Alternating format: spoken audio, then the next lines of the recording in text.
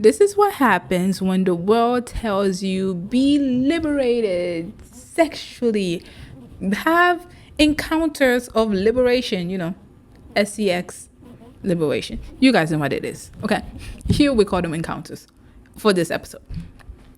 And you think that you're supposed to try on every single thing out there, and then you find out someone you really like, but you want to be the cool girl, the understanding girlfriend. Of course you can have encounters with another person, and then when they do, you get mad. Why are you playing yourself? Let me fix my glasses in case you don't see my expression. Why are you playing yourself? Stop this. Stop it. Not everyone is okay with being in an open relationship. And if you are not the type of girl who's okay with being in an open relationship, please don't play yourself. Do not do that. Hello and welcome to Kitchen Table Advice. My name is Paula and I am the host of this podcast. This podcast is a place where you can ask for any advice you want. It can be relationship, both platonic or romantic, career advice, or life advice. I wanted to create a space where people could ask questions without fear of rejection. I can't guarantee it'll be good advice, but I can guarantee there'll be no shame on my end. Your name will be anonymous and your identity will always be kept a secret.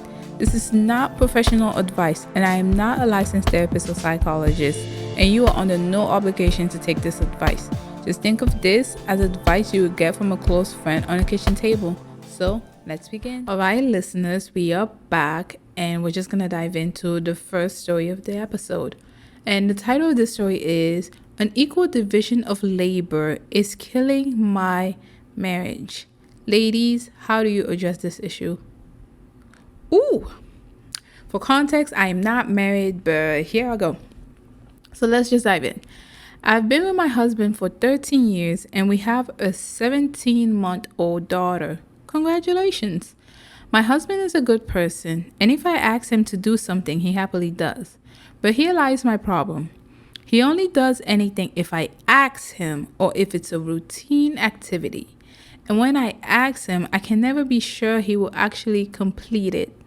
About half of the time, he forgets it. So I have to check whether it's done or not. Then keep checking and reminding him. I might as well do everything myself. Okay, it's exhausting.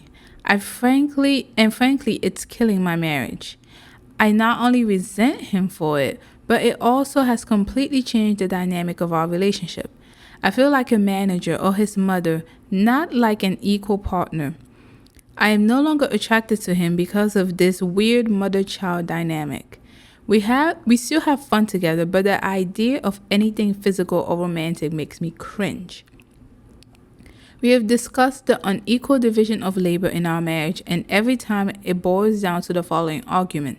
Number one, he claims it happens because I'm still on maternity leave, but just have a better overview of everything since I'm at home more. Parentheses, in our country, there's a 18-month fully paid maternity leave plus 18 months unpaid. Yet, it has always been like this even before. It just didn't bother me so much before the baby, but now my emotional labor burden has more than doubled, and I feel he's not pulling his weight. The second problem, he claimed it will be different once I go back to work, but why would it? If he's not contributing now, why will he start then? The third reason, he says I'm just better at noticing and remembering things. Not sure if he's using / weaponizing incompetency or he actually believes it. I've considered divorce, but I don't want to give up yet. Any advice, thoughts, comments are most welcome. Wow. We will be back with our advice after this break. We are back. Let me give marital advice as a single woman, because that's fun. All right, so my advice is this. I've heard this from some married women, and they have told me this. And I think this has helped in her marriage a little bit. Well, I don't know how much it's going to help if you're already in this situation, but for the people who are not married, here's the advice. Unfortunately, men are lazy. Like we didn't already know that. Especially when it comes to household chores. Unfortunately, as progressive as our society is, some people of the opposite gender, most likely, no matter how progressive they claim they are, still sort of kind of believe that a woman is supposed to do some stuff in the household. Or at least they don't pay attention to the stuff in the household. Even if they don't outrightly believe that, they kind of unconsciously act as though things in the house are just going to fix themselves. So in the beginning, this is the advice I've been given by married women. I'm not one, so I don't know. Beginning, this is the advice I was told to: when you ask your spouse or your husband to do something in the household in the beginning of your marriage, unfortunately, with the way the opposite gender is raised, they may or may not be quick to do it. Us as women, depending on how you were raised, or even not even how you were raised, I don't know what it is. When things are, I mean, maybe it is depending on how you were raised. But us as women, most likely when we are told something in the house isn't clean or something needs to be put together or tidied up, we do it. We don't even think about it. Sometimes we do it even without being asked. But the opposite gender isn't always like that. And the advice I've been given is that in the beginning, when you ask your spouse or your husband to do something in the house, they will most likely not do it. And do you know what you do when that happens? You keep reminding them. You don't do it yourself. I think a lot of women fall into this trap where they, in the beginning, this is in the beginning, because this is just in the beginning, that when they, when you're in love, you finally married the love of your life, your best friend, yada, yada, yada, birds, doves, blah, blah, blah, bells. And they start asking the spouse, oh, can you please do this? The man just forgets or claims incompetency. And now the woman does it anyway. You do not want to do that. You don't want to do that at all, because unfortunately, the opposite gender can be lazy, especially when it comes to household chores.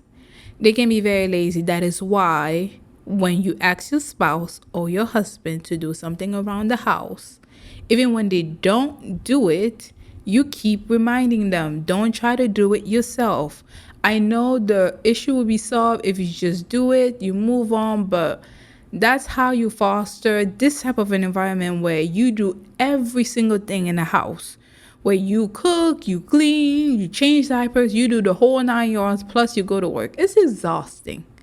It is exhausting. That is why I've been giving that advice, that in the beginning, whenever you guys divvy up the work, make sure you don't do his part. If two adults are living in that household, it is their responsibility, both of them, to make sure the household is clean, tidy up, and running smoothly. Especially in this community, in this society where both men and women are required to bring home the income, it's only fair for both parts to be responsible for the household. However, one gender, typically male, do not pull their weight. Because why? The other gender, typically women, whenever they ask their partners to do something and he doesn't do it, the woman goes ahead and does it for him. That's what parents do. That is literally what parents do. When your mom was asking you to do your chores when you were little, you will forget. What did she do? When you came back in, she would have done it for you, or maybe she would have yelled till you do it. You are their partner. You are not their mother. So whenever you ask them to do something, to pull their weights in the household, you don't do it for him. Okay? Please, ladies, let's not do that. I think if she would have fostered this type of an environment in the beginning, it would have been much easier for her, but she didn't. So we are going to address the issue as it stands right now. Hi, sorry about that. We were having a bit of an audio problem, so I'm just gonna re-record this. If you're listening to this on a podcast, it won't affect you. You only notice this if you're watching the video. But anyways, So the issue as it stands, my advice based on already being in a relationship where you're giving way too much and your partner isn't reciprocating is this might be a bit extreme, but since she's already looking at divorce, I kind of think, oh well, maybe try this one. Take your child. For her child, I believe she was still like 15 months, or she's really young. The point is she's not in school, so you kind of have that space where you can move around with your child a little bit. Take your child for a couple of weeks or somewhere else and move to your sister's house, to your brother's house for just a couple of weeks for a quick vacation, and tell your husband he needs to pull his weight if he doesn't want to do that. If that's too extreme for you, then I suggest maybe write a to-do list with his name, your name, the chores that are supposed to be done for the week, so he can't claim ignorance or try to pretend as though he doesn't know what's supposed to be done in the household. Other than that, I don't know what to tell you. She's already considering divorce, so this is obviously taking a lot on her. And drastic changes need to be done. That's why my first advice was actually grab your kid, get out the house, and tell him he needs to pull his weight. Otherwise, he's going to be living by himself. And he can have a dose of living by himself so he will know, do I want to live by myself, or do I want to, or am I willing to do what is necessary to save this union?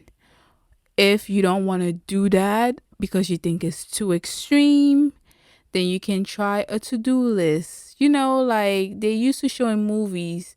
There's like a clipboard in the kitchen, on the kitchen fridge, where everybody has their names written and the chores are to be done for that week or that day or whatever. Try to do that if you're uncomfortable with constantly telling him to pull his weight. And that's what I would advise you on. But staying quiet in this situation is not an option because it's eating you up on the inside. You're feeling stressed, you're tired, you don't have time for yourself because you thought you were in a union with an adult, but unfortunately you're in a union with a baby.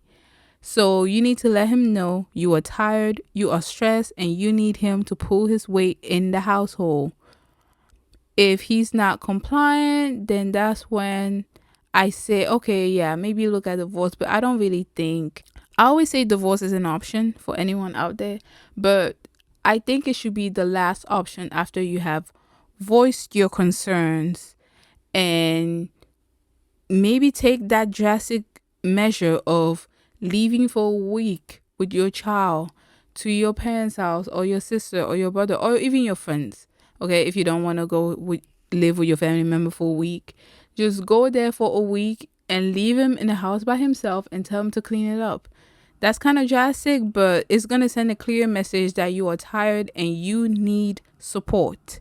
You can't just have him lounge around, watch TV or play games while you're taking care of everything else in the house. You need to make that very clear. But yeah. So that's why I said in the audio it kind of messed up. I'm pretty sure I left some stuff out, but that was basically the gist of my advice. Okay, so we're gonna move on to the second story of the episode. All right, we are back, and we're going to dive into the second story of the episode. This is a long one, so you guys might want to get a drink. But the title of the second story is "Should I Stay After My Boyfriend, a 28-year-old man, cheated in an open relationship and got an STD?" Sorry, it's kind of long. I'm a 28-year-old woman and my ex, boyfriend, a 28-year-old man, have been together for nearly 4 years. Early this year, he went traveling and we decided to have an open relationship. Pretty much the only rule was to practice safe SCX. 10 days before my flight to visit him, he tells me he has an STD diagnosed the day before. He's had encounters with someone unprotected. He says he got caught up in the excitement of the moment. Parentheses, it was queer encounters. But after like 5 minutes, he realized he effed up and left. I consider this cheating, but I also get it in the sense of a new experience, etc. But I find it hard to believe it happened so quickly. Like these things build up, no? Also, it's not that difficult to put on a condom. It's not. She's right. The encounter happened 3 months before I was supposed to visit him, 2 days before our anniversary, and a week before I booked my flight to come and visit. He did the test 10 days after, but he got symptoms. Doctors told him because of the circumstances, parentheses, one time very short, it couldn't be an STD, but he eventually got tested again about 2 weeks before I was arriving. He is very avoidant and says he had wanted to tell me about the unprotected encounter in person. I can't believe he was so selfish that he was going to wait for me to fly halfway around the world to tell him he cheated. Well, that's what men do. Welcome to the club, girl. A huge part of me doesn't think he would have told me at all if he hadn't been diagnosed. Probably. I flew out and tried to travel alone for maybe a week. Ultimately, I hadn't prepared mentally for it. I was finally in the same country as him after 6 months, so we met up. We traveled together for a month, and it was the best trip I've been on since we got back. Parentheses, about 3 months ago. He visited me for a few weeks. I've been unsuccessful trying to cut off contact, but find it impossible. He's one of the sweetest men. He's one of the sweetest men in the world who almost got you an STD. Okay. I'm sorry. He's one of the sweetest men in the world, and I love him so much. He's wonderful in so many ways, and he knows he effed up. But I am completely heartbroken. I get anxiety attacks now, and I don't even know whether I want to put in effort to repair our relationship after this. The emotional and physical effects of this pain is unbearable, and I'm in a terrible place in my life right now for multiple reasons. I feel like he's not being punished enough. I am destroyed. I thought he was the love of my life. He is my best friend, but the image I had of him is tarnishing. I have absolutely no idea how to move forward. Am I an idiot if I choose to try again? Are his actions forgivable? Is it the fact that he slept with someone that gets me? Parentheses, I didn't come close and had an emotional and romantic connection, but I felt too guilty for sex, for encounters. My gosh, they're encounters, okay? Which makes me feel angry / foolish now. I want revenge. Oh, I want to revenge encounter with someone else, but I don't think that will actually make me feel better. I have no clue, and the internet doesn't have much help for something like this. Does anyone have any advice on how to move forward? Did anyone out here go through something similar, and did it work out? Wow. We will be back with our advice after this break. We are back. And we are live. Well, this is a recording. Oh well. I need women to stop playing themselves. Okay, like stop playing yourself. At first I was like, okay, she's pretty open. They're in an open relationship. I didn't understand why she said it was cheating. I was like, you're in an open relationship. Are they really cheating on you if it's open? But I also think for people in an open relationship, communication is very vital. Your partner, it is an open relationship, so your partner should be able to communicate. I'm having encounters with this person. I'm having encounters with that person, and make sure they are tested and it is safe, blah, blah, blah. But then as I kept reading on, I was like, girl, you played yourself.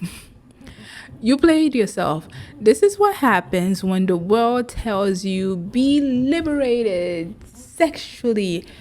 Have encounters of liberation, SEX liberation. You guys know what it is. Okay. Here we call them encounters for this episode. And you think that you're supposed to try on every single thing out there And then you find out someone you really like, but you want to be the cool girl, the understanding girlfriend. Of course, you can have encounters with another person. And then when they do, you get mad. Why are you playing yourself? Let me fix my glasses in case you don't see my expression. Why are you playing yourself? Stop this. Stop it. Not everyone is okay with being in an open relationship. And if you are not the type of girl who's okay with being in an open relationship, please don't play yourself. Do not do that. It's going to hurt you, just like it's hurting this girl. Her boyfriend, ex, quotation marks, apparently it's impossible for her to drop the connection. Okay. I don't know. Hey, that's her life, not mine. But yeah. He had encounters with someone. He forgot to use protection, and now he's diagnosed with an STD. I don't understand why this is a question. Shouldn't it be obvious you should walk away? But okay, sure. You love him so much. He's the best thing after sliced bread. You will never have another one like him. Even though there's 7 billion people on the planet, and you might probably get another one like him, if not better. But okay, let's pretend like he's the only one. Okay, we can't. I can't even play this game. What is the advice? My advice is simple, and it's not even directed to this girl. It's directed to most girls, young women, or even older women out there. Please stop playing yourself. If you are not the open relationship type girl, don't pretend like to be the open relationship type girl. If you're not the casual dating type girl, don't pretend to be the casual dating type girl. It's that simple. Know who you are. Know what you like. Find out what you're comfortable with. You're not comfortable with something, it's a no. If that person tries to coerce you into something you're not comfortable, drop the connection. It's not that difficult. You will find another. There are 7 billion people on the planet. You are going to be fine. You're going to be fine. Why is this so difficult? Sometimes I wonder, am I on the same planet as the rest of you? Because I don't get it. I don't understand why it's so hard to drop a connection with someone who has lied to you during an open relationship. He's not forthcoming. He's not communicating. He's not using protection. And you're telling me he's the best thing after sliced bread? He's the sweetest man you know? Is he? Really? Okay. I mean, hey. And she's mentioned herself, it's not that difficult to put on a condom. It's not. It's really not. It takes like a couple seconds. It's not that hard. But he couldn't do that. Not only that, so not only is he not communicating, he's not forthright, he's also not responsible. But I'm supposed to believe this is such an amazing guy. She's like, okay. Okay. So I understand your pain. And I don't actually think you having encounters with someone else is going to help you in this situation. Honestly, I think the best thing to do if you're in this situation where you played yourself, let's be honest, you played yourself. You didn't think he was actually going to do it. So it's just like, don't play yourself. If you think your partner doing something is cheating, don't give them the green light to do it, and then when they do it, you get mad. It's like, don't play yourself. Please don't. But you gave him the green light to do something you didn't actually think he would do. Then he did it. Not only did he do it, he caught something from it. Okay. So, girl, you played yourself, drop the connection, go find another. I don't even know what to say. I don't know what to tell you. It's like, maybe it's just from what she has said in the story, but it's like, what about this man is so great? I don't understand what about this guy is so great. I don't know. Maybe it's the bedroom activities. I don't know. It must just be that. I don't get what he is so great. He's not communicating with her. He's not responsible. He's not forthright. He's not honest. I just know what he's not. I don't understand what is so great. But for some reason, it's so great she can't drop the connection. But she didn't mention why the connection is so great. But it's so great. Are you sure you're not in Fantasyland? I think which episode was it? It was on the podcast. This was before I started recording video podcasts. But it's like, there's this episode. It's called Mythical Man. I think a lot of people need to listen to that. It's just kind of like, I don't know why us as women, we keep playing ourselves with this image of this amazing guy, this perfect guy. He is just so great. Yet, when you ask them what's so great about the guy, they can't actually tell you anything other than, he makes me laugh. We have similar hobbies. It's like, okay, I'm your friend. I can make you laugh. And we also have similar hobbies. What's so great about him? They don't know. They don't know. But he makes them laugh. And they have similar hobbies. Even though their girlfriends also make them laugh. And they have similar hobbies. But this guy is so great. Baffles me all the time. But hey, I think you guys should really listen to that episode, because I'm not going to state exactly what I stated in there here, because it's just, these things take a while. And yeah, my advice is simple. If you're in the same predicament as this woman, unfortunately you played yourself. Don't do it again. Please have this as a learning lesson. Know to not do it again and drop the connection and start over with someone else. I don't know what to tell you. This is like, and the reason why I say drop the connection and don't continue, because you've already opened the door for so many things. She's opened the door for so many things she's not comfortable with. That is a dangerous place to be. That is not a good place to be in a relationship.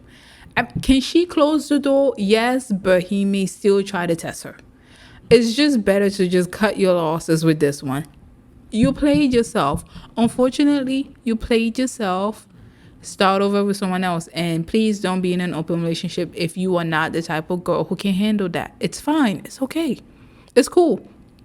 I don't actually think most women can handle an open relationship. It's just, I mean, maybe they can. I don't think most women can. Yeah, I was saying on that. I don't think most women can actually handle an open relationship. I don't think most women can, and men as well. I do not think men and women can handle casually dating. That's why the dating scene sucks.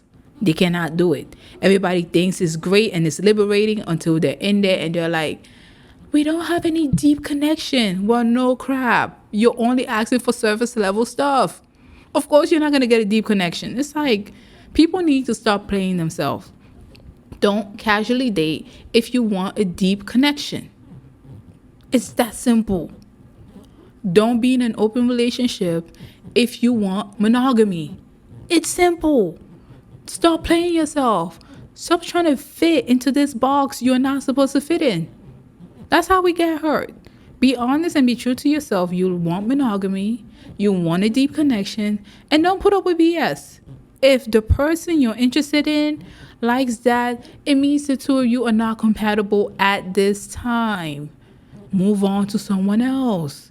They can come back, but don't get hung up on them coming back, because that's another discussion right there.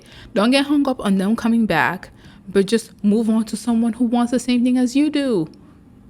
But no, everybody wants forbidden fruit. Okay. Yeah. My advice is simple. Drop the connection, start with someone else, and don't make the same mistake again. And if you're not the type of girl who can handle an open relationship, don't do it. Please don't. The same thing is if you're a man that cannot handle an open relationship, don't do it. It's not worth it.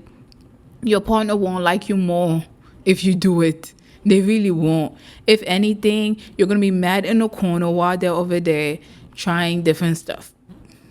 And no one wants to be with someone who is mad in the corner and just like mad. It's like it's bad energy, it's bad vibes. No one wants to be around that person, and you're only going to play yourself at the end of the day. So I suggest you don't do it, but hey, I guess some people are just going to learn the hard way. But that is it for this week. And yeah, let us know what you think. Please leave your comments down below if you're watching this on YouTube, or if you're listening to this on Apple Podcasts or Spotify, then please leave us a review, comment, give us a 5-star rating or any type of rating. Just give us a rating and leave your comments. And yeah, we'll see you guys next Sunday. Bye. Thank you so much for listening to this episode, and let me know what you think. What did you guys think about the first episode? Because it's like, wow. I know I said a lot that the opposite gender is lazy, but it's kind of true, especially when it comes to household chores and like stuff that should be done in the household. It's like some men just act like it is not their responsibility at all, when it's the responsibility of every adult to be able to take care of their space. But some of them just act like, nope, it's not for me, it's for you, the woman, I do something else. But anyways, and the second one is just, I've already said this before and I'm going to say it again. The girl kind of played herself. She played herself big time, but it's okay. Now hopefully she learned from her mistake and knows to not just tell her partner that they can do something she's actually not comfortable with them doing. But it's unfortunate. We all learn. If you're in a similar situation and you've gone through it, it is okay. Don't be ashamed. We all learn one way or another. We're taught, I'm not okay with this. I'm not okay with being the open relationship type girl. I'm not okay with being the cool girl, and there's nothing wrong with that. It's just who you are, and there's nothing wrong with that. Being you is not bad. That's basically the thing. And if anybody wants to make you feel bad about being you or try to pressure you into doing something you're not comfortable with, it's just better to cut them out of your life. You just cut the stress out and cut them out of your life. But yeah, if you're not the open relationship type girl, please don't. It adds more stress to your life than you think. It might make your relationship better, but it's really not. It's just going to add more stress onto you.